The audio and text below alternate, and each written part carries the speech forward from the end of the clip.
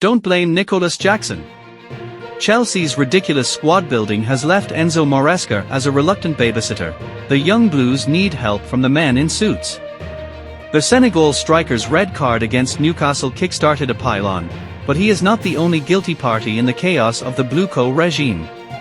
You have to be clever and cunning to get away with football's dark arts. It's not only a matter of being snide, but deceitful and dastardly like a cartoon villain. Think about Jose Mourinho in Tottenham's Amazon Prime documentary telling his new players they must behave like intelligent C*NTS. Well, there was nothing intelligent about Nicolas Jackson's elbow square to the jaw of poor Sven Botman during Chelsea's trip to Newcastle on Sunday, one which ended with his dismissal and the Blues losing 2-0 in what was effectively a six-pointer in the race to secure Champions League qualification. There was no attempt to hide Jackson's contempt, staring down the defender long before the high ball from goalkeeper Robert Sanchez had returned to earth, before planting his pointed forearm straight into the Dutchman's unsuspecting face. And he would have gotten away with it, if it weren't for that meddling VAR.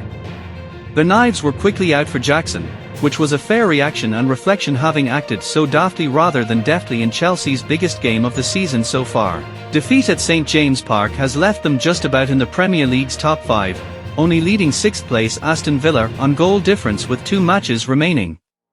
The club are desperate to secure a lucrative return to the Champions League, but blame cannot be solely or directly pointed at Jackson if they fall short now. This is a downfall of Chelsea's own making. Not growing up. During his 2 seasons at Chelsea, Jackson has accumulated 18 yellow cards. That in itself is a shocking streak of ill discipline, but given most of these were awarded for dissent or needless fouls without rhyme or reason, it's an indictment on the striker's inability to control himself. For yellows into the 2023-24 campaign, all picked up by September, then manager Mauricio Pochettino said, "We were talking about it today because we were in a meeting with him and Enzo Fernandez.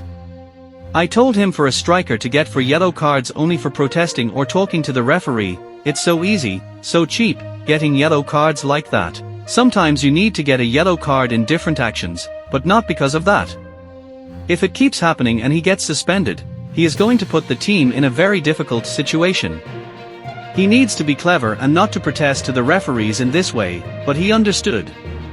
Jackson is 21 also and he's young. He needs to learn, needs to improve, needs to settle himself. Yet Jackson was booked in his very next game to earn a suspension only 6 matches into the campaign. Here we are nearly 2 years later and he is scarcely any wiser, besides improving on a rate of seeing yellow 5 games in every 6. Thanks for watching this video. If you like this, don't forget like and subscribe this channel. Goodbye.